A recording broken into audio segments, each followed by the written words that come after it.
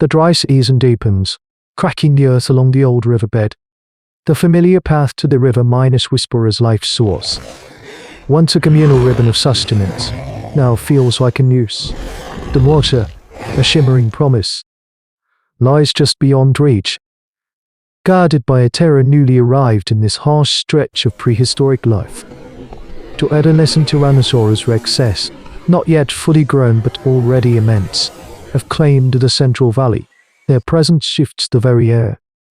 A heavy blanket of dread that suffocates all other life. These are not alone. Predictable giants the clan might skirt. This pair hunts together. Their movements synchronized in a dance of evolving predator intelligence. One, the larger, bears a scarred morph from some past unseen battle. The other, smaller but quicker, moves with a restless, probing curiosity. They are the valley's new apex predators, and their shadow falls directly over the clan's crucial water holes and most abundant berry thickets. Days bleed into weeks, marked by the gnawing ache of hunger and the rasp of thirst. A collective of perhaps 60 ancient humans watch from the precarious safety of the high bluffs, their eyes etched with a primal fear. No one dares the direct approach. The earth itself trembles when the beasts move. A distant, rhythmic thudding that vibrates through bone. Scouts, nimble and brave, attempt to chart the dinosaurs' routines, their sleep cycles, their favored killing grounds. This meticulous observation is a crucial foresight point in the clan's desperate struggle for survival skills. They learn of the scarred more's preference for the dawn, the quicker one's habit of patrolling the western ridge as dusk paints the sky. Yet, every discovered pattern seems to hold a new, unforeseen danger. A young hunter, too bold in his quest for a fallen fruit, returns with a spear splintered under leg gored, narrowly escaping the quicker one's snapping jaws. His screams, thankfully cut short by the swift hands of his kin, still echo in the quiet nights, a stark reminder of the valley's unforgiving reign.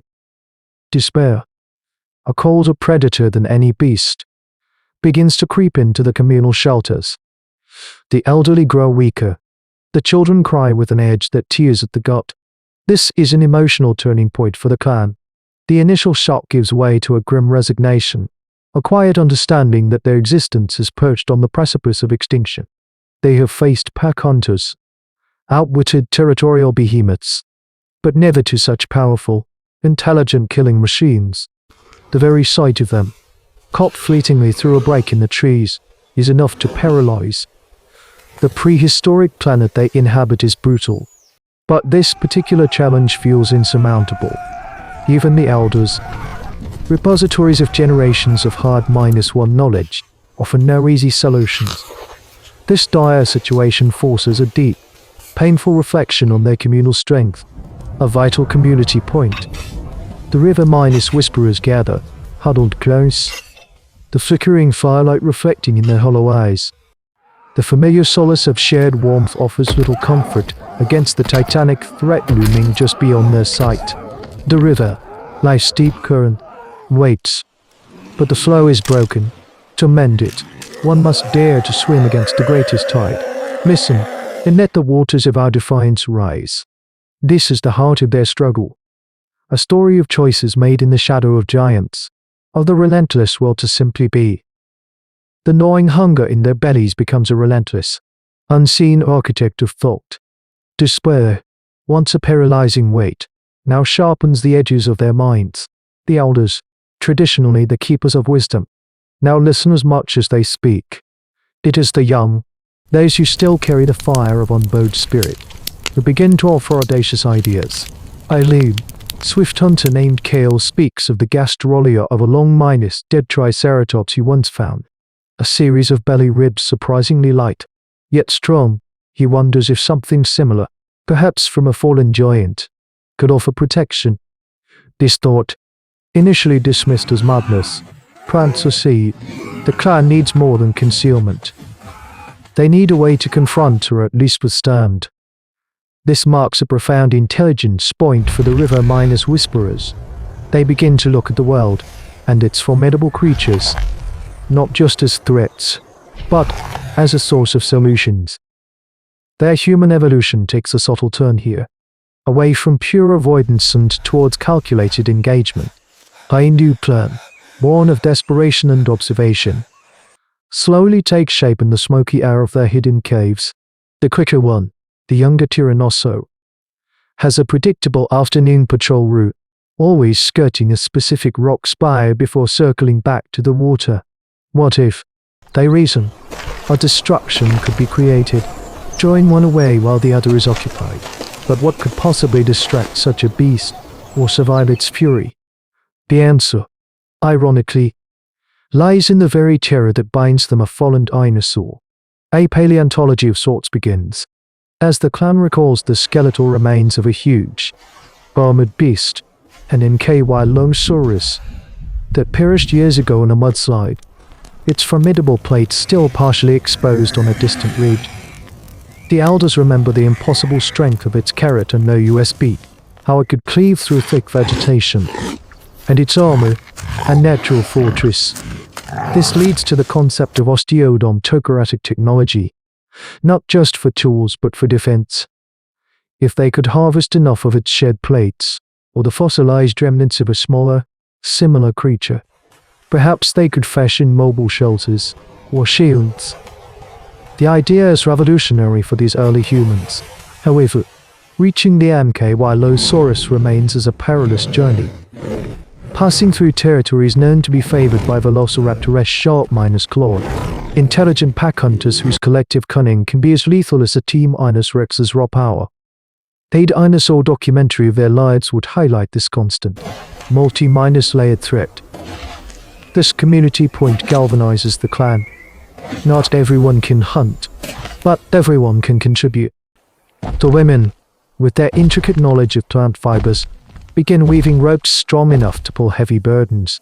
The children, quick and small, are tasked with finding the smoothest, most impact-resistant stones.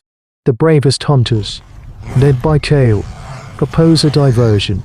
They will use the quicker one's predictable route, a small two, armed with flaming brands and shrill whistles, will lure it further west, towards a narrow canyon prone to rockfalls, a place where even a Tyrannosaurus might hesitate. Meanwhile, a larger, heavily armed group will make a desperate dash for the water and, more importantly, for the distant Ankylosaurus bones. This is a gamble of breathtaking scale, a testament to their desire for life million years ago. This moment in ancient humans' history, though unwritten, is etched in the struggle for survival. They are planning to face the prehistoric animals not with brute force, but with cunning, with the first whispers of primitive technology designed to challenge the very hierarchy of the prehistoric world. The stakes are absolute triumph or extinction. The river murmurs its indifference. The chosen day arrives under a sky the color of ash. A nervous hush falls over the bluffs. The usual chatter replaced by the rustle of dry grass and the beating of anxious hearts. The plan, rehearsed in whispers and mimed movements, now hangs heavy with the weight of reality. The smaller, swifter Tyrannosaurus Rex, the quicker one, is observed on its afternoon patrol. Kale, leading the diversion team, feels the primal fear knot in his gut as he watches its immense form move with surprising grace. His team, for men and women chosen for their speed and courage, grip their flaming brands, their faces grim. This is an altruism point, a sacrifice of personal safety for the clan's chance at survival. They know their task is perilous, designed to draw the beast's attention, perhaps even its wrath, away from the main group. They are the bait, their lives gambled against the greater good. As the quicker one approaches the designated rock spire, Kale gives the signal. The air shatters with shrill whistles, high-pitched cries that pierce the ancient quiet. Flaming brands ignite, waved frantically, their smoke and light is start. Audacious challenge in the ancient earth. The Tyrannosaurus pauses, its massive head swiveling, eyes like molten gold fixing on the distant commotion. A low growl rumbles from its chest, a sound that shakes the very ground. Then, with an unexpected burst of speed, it veers, Drawn by the audacity, by the perceived threat, Gale's team scatters, expertly leading the enraged giant deeper into the canyons. A terrifying game of tag where the cost of failure is absolute. This incredible display of courage and tactical thinking marks a critical moment in hominid history. Simultaneously, the main group, led by the elder Shola, makes its dash. They move like phantoms, hugging the cover of sparse trees, their eyes constantly scanning not just for the scarred maw, but for the ubiquitous velociraptor whose territories they now trespass. The risk of encountering a dinosaur battle between the T-Rex and a raptor pack, while low, is a lurking terror. They reach the river, gulping down precious water before pushing on towards the distant Ankylosaurus grave. The journey is fraught with near misses. A flash of scaly green in the undergrowth, the telltale rustle of reeds.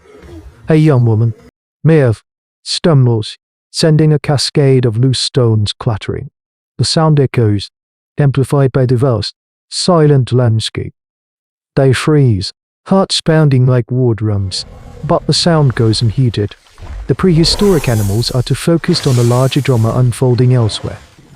Finally, they reach the mudslide's edge. The skeletal remains of the Ankylosaurus are a haunting monument to forgotten power. Its armor plates, some detached and scattered by the years, lie like fallen shields. The clan sets to work, quickly, efficiently, prying the heavy, durable plates from the earth. Their hands calloused, their spirits focused. This primitive technology is not about invention, but adaptation, harnessing the strength of the past for the future.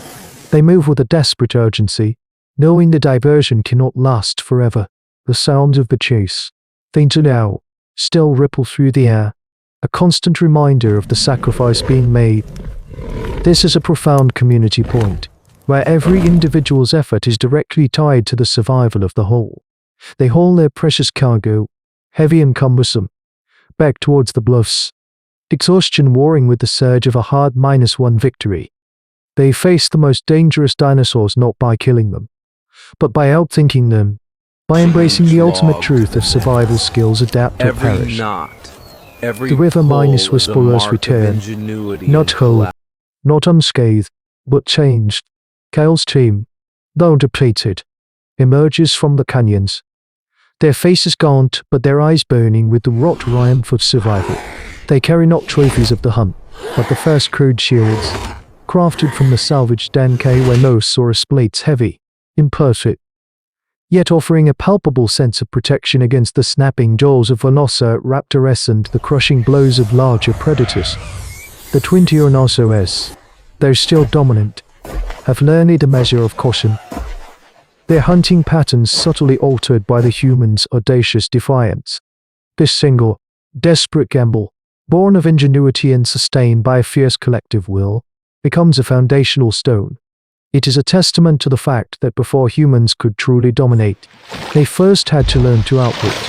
Their story, etched in the dust of 1,000,000 years ago, speaks to the very origins of our species, refusal to merely endure, but to shape, however incrementally, the terrifying world around them. This audacious spirit, this spark of consciousness that chose strategy over brute strength, is the same unyielding current that flows through every vein of human evolution, a defiant triple against the relentless tide of prehistory.